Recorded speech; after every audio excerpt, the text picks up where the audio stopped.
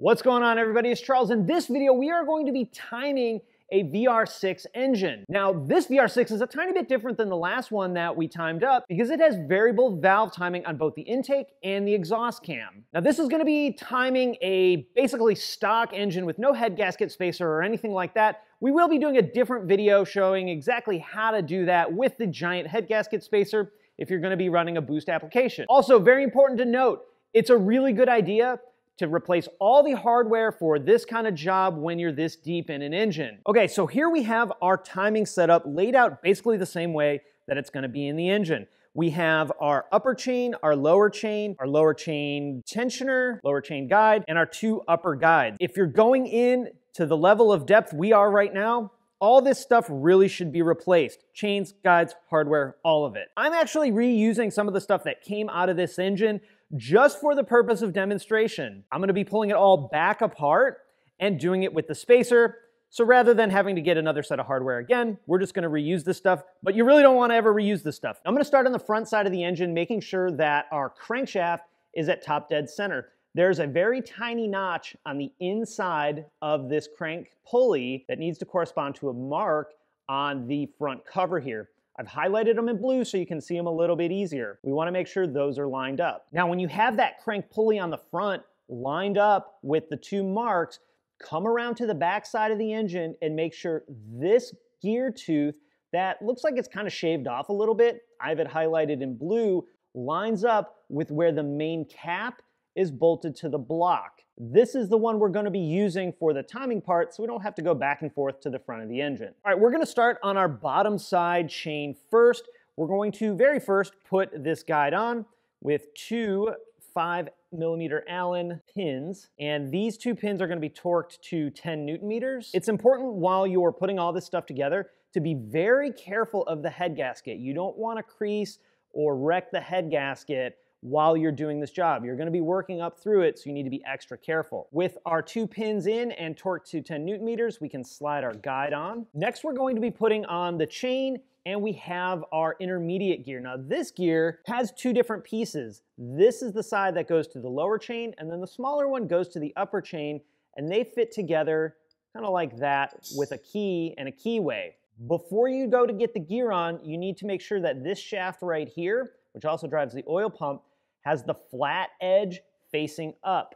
When we put our gear on with the flat edge facing up, we'll see this tiny notch at 12 o'clock pointing to the little line on the back cover right here that I have highlighted in blue. Where we put the chain in orientation to this gear and in orientation to the crankshaft does not matter as long as this notch lines up with the line. So what I usually do is I put the chain on the gear, I take the chain around the crankshaft, and just kind of rock it on like that. Now, it's important when you put this upper gear on with the chain that all the slack in the chain is on this side of our setup here, because this is where we're going to put the tensioner. So if you have the slack down here, maybe on the back side of the crankshaft or something like that, you're not going to have this chain timed up properly. So slack has to go on this side of our setup. Okay, next we are going to put on our lower chain tensioner, which goes right about here. This has two bolts torqued to 8 Newton meters. I also like to run a zip tie over this guide and the tensioner. That way, if a tiny little clip that holds tension on this falls off, you don't have your chain tensioner go exploding out. Tighten this down 8 Newton meters, and then I'll put the little clip back in and we can cut the zip tie. Next, we're going to put that other section of gear on the intermediate gear that we installed to the crankshaft.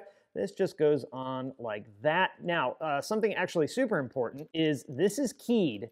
So this notch has to go lined up with this groove right here on this gear.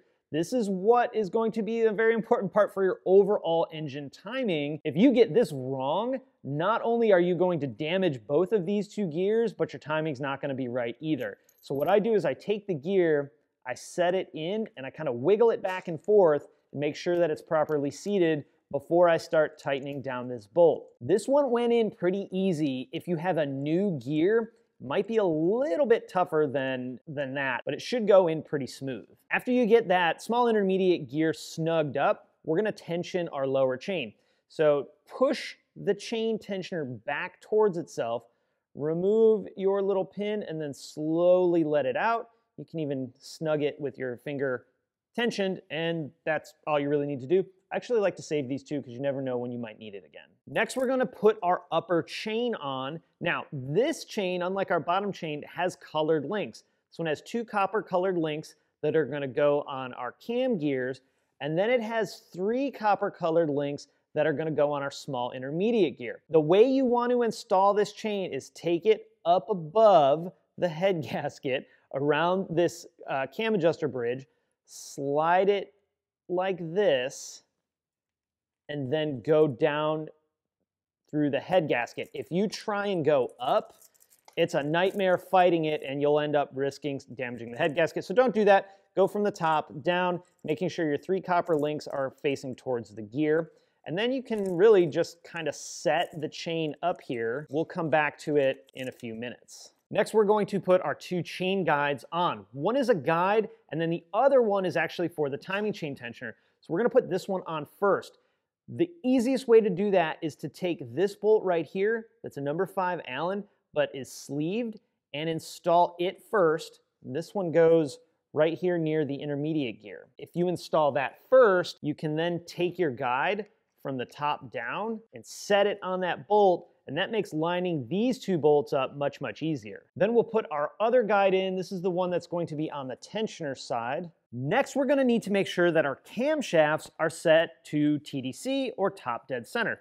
For that, we need this special tool plate right here. What this does is slide into 2 notches at the backside of the camshaft and locks them at TDC. You can also confirm that you're at TDC when the exhaust cam lobes and the intake cam lobes both point up and towards each other. And of course, your tool slides right in. Now, if you're not at complete top dead center, what's gonna happen is your tool's not gonna fit in the groove at the back of the camshaft. So what I do is I take the tool and I kind of lay it up against the camshaft. Then you take a big old 32mm wrench. There's a notched part at the back side of the camshaft or closer to the timing chain, and just very carefully rotate the camshaft until your tool slides into place. Okay, so we're gonna get our upper timing gear and everything set next. First thing I like to do is on that intermediate gear, we wanna make sure that the middle copper link of the 3 copper links is lined up with this little notch at, I don't know, about 630 or so on this gear. For our cam gears, this is the part out of everything that's probably gonna take the most care. We have our camshaft here and we have our cam gear. Now the cam gear is actually adjustable. You'll also notice that there's 5 holes and 1 pin on the gear side and 6 holes in the camshaft. So you need to make sure this pin in the gear lines up to this hole right here on the camshaft. Now for lining up the gear to the chain, there's a teeny tiny little scratch right here on the cam, actually on the variator itself. That little scratch points to a tooth on the gear. That tooth on the gear needs to be lined up with the copper link at the top. So now that we know where our notch is, we know where our pin is, and we know where our copper link is, it's time to get this all installed. So we'll put our gear on, then we'll kind of peek our head back on the back side and make sure that our pin goes in the right spot. You may have to rotate the gear a little bit in order to get it lined up. Then what I want to do is I want to take my bolt and just get it started hand tight so this gear doesn't come falling off. You know you have your gear and cam lined up correctly when your scratch mark lines up with the copper link, and then those line up with this little notch in that cam adjuster housing. Now our exhaust cam is basically the exact same as our intake cam. You have the little scratch arrow that points to a tooth on the gear side. That has to line up with the copper link, and then you just walk it into place. Once it's on there, you want to double check and make sure that the arrow points to the copper link, points to the notch.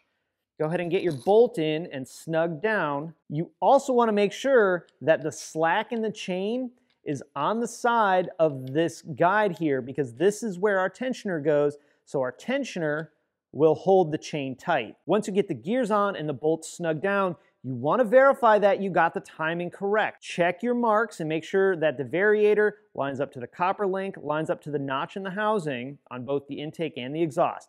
Then you're going to count 16 rollers between the marks. So you're going to start, here's our copper link, we're going to start here and go 1, 2, 3, 4, 5, 6, 7, 8, 9, 10, 11, 12, 13, 14, 15, and 16. And then here's our mark. So we are perfectly timed. So next we're going to take our locking plate tool out. And what we want to do is we want to do a quick visual inspection and make sure that everything we have done so far is right. Our chain's in the right place, all of our guides and everything, our tension, torqued, and most importantly for right now, the slack of this upper chain is on the side of this guide rail right here. Now, the next thing we need to do is we are gonna have to rotate our engine around and make sure that our timing is 100% correct after rotating it around. Now, if you just rotate the engine around, you're gonna find with no tension over here, your timing is gonna pop out of time. So you have two options. You can install your upper timing cover and install the tensioner to hold tension against this guide rail. If you're not in a position to do that, take a couple of zip ties and zip tie the adjusting tensioner to the other guide rail. And what that's gonna do is it's gonna hold tension on the chain and simulate you having the tensioner installed. You need to have it pretty tight so that it simulates enough tension and doesn't pop out of time. You could also have someone just hold the guide and keep tension on the chain, but this way should work pretty well. Next, we're gonna rotate our crankshaft around 2 times. When we rotate the crank around 2 times, that does 1 full revolution of our camshafts. Now, when you do that and you complete those 2 revolutions of your crankshaft, your copper marks aren't gonna line up, so we don't wanna pay attention to those. Once you have your crankshaft rotated around twice, we need to make sure our marks line up. Notice here, this is our copper link. It's not even close, but that's okay. We only care about our little arrow and our mark on the adjuster housing here. So we're gonna start here. We're also gonna count our 16 rollers all the way back to our mark on our exhaust cam. Make sure our arrow lines up with our notch on the housing as well. So we're good here. And we also wanna make sure that our plate fits on the backside too. On the backside of the crankshaft, we want to make sure that that shaved down tooth, the one I have painted blue, lines up where the main cap meets the block. Okay, our engine is completely timed up. We double checked it. We actually triple checked it 3 or 4 different times, and everything's good and everything's happy. Just make sure that while you're doing this, you replace all your hardware, you double check your timing marks that are actually on the engine. If you follow those steps, it should make doing this much, much easier. Now, I get the fun task of actually taking it all back apart because we got a head gasket spacer to put on and do this whole thing over again. With that, I'm out. Thank you guys so much for watching, and I'll talk to you again next time.